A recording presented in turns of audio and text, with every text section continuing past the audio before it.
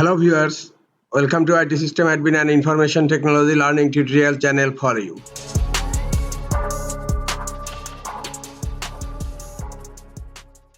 In this tutorial, I am going to show you how to get rid of table lines in Google Docs.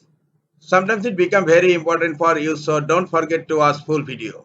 To remove table lines in Google Doc, go to your Google Doc and open the table, and here in my table I am selecting the cells.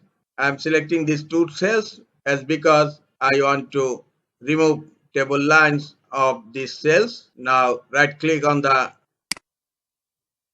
cell and scroll down, click on table properties and then expand color. Here you will find table border.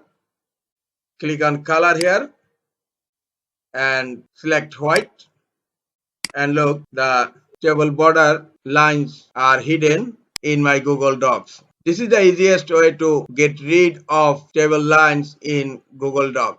This is all for today. Hope this tutorial is helpful for you. Keep watching for next tutorial. Thank you very much.